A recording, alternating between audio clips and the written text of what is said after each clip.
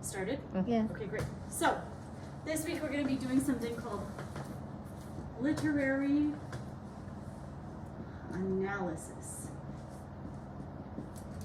Literary just is referring to books, poems, other stuff, written work. Okay.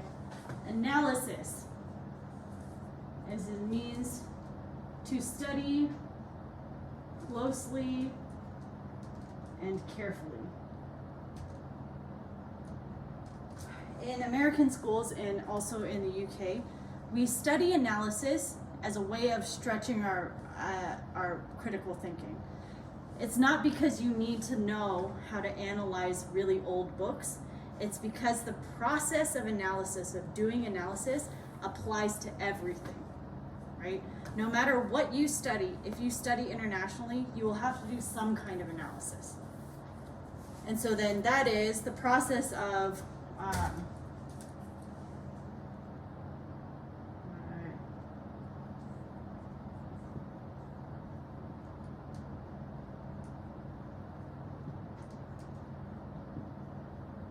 you are going to interpret the author's message. I say interpret because it's flexible. In abroad in the West, when you make art, you make it with an idea, right? But when you send it out and other people look at it, they will have their own ideas about your work, right?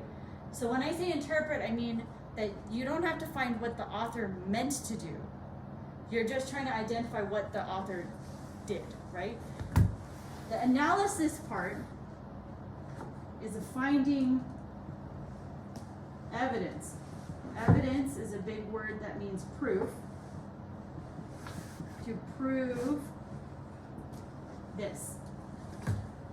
So the process of analysis is identifying what the author wanted to say in your interpretation, what you think, and to find proof that connects to it. Okay? That's all it is, but it's really hard. So we spend all of high school learning how to do this, right? If I asked you, like, what was J.K. Rowling's author's message for Harry Potter 1, just the first one, right? That would be maybe something you haven't thought about before. You just read it, and it was a lot of fun. But what is J.K. Rowling trying to say, right? That would be like, you would have studied that in school as like a theme, maybe. You talked about themes. So one of the themes in Harry Potter is like friendship.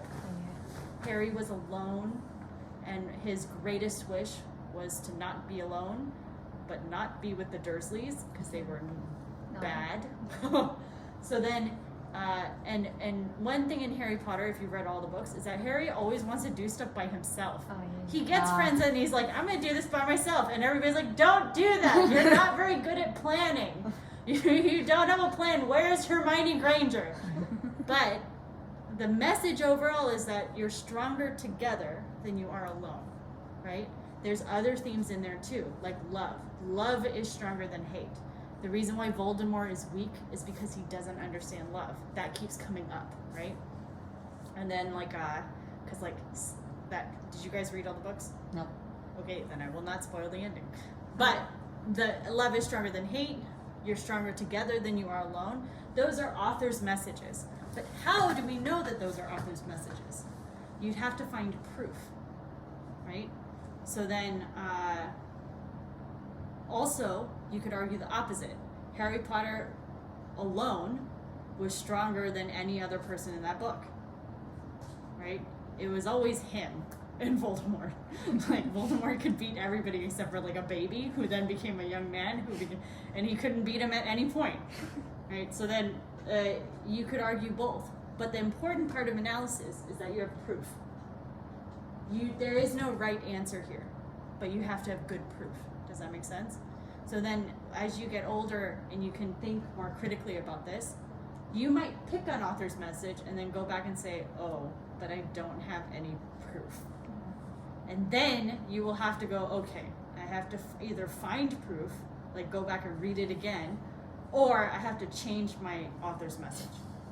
Does that make sense? This week we are going to start looking at proof. Proof this proof looks like things called literary devices. You may have learned these in school. We have learned these in writing class. Devices means tools. And then literary still means books themselves. So literary devices are tools that an author uses to communicate a deeper message. Okay? And here's your last vocabulary for today. It is literal and figurative.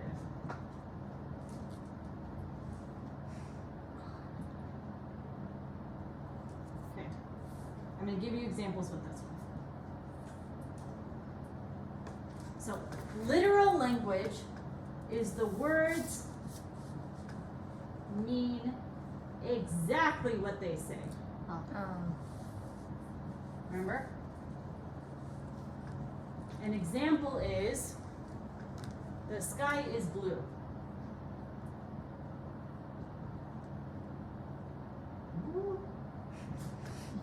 The sky is blue, right? That's literally what it means. It literally means that the sky is the color blue. Mm-hmm. If I say, words have a deeper meaning. Sometimes it's a hidden meaning. Mm-hmm. If I say, my mom, what is that? I don't know what that one is. I wasn't sure whether right brother or mom, so then it turned into BM.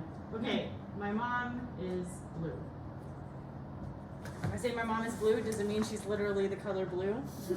God, I wish, but no. She is feeling how? Sad. Yes, sad, bad. She's feeling down, right?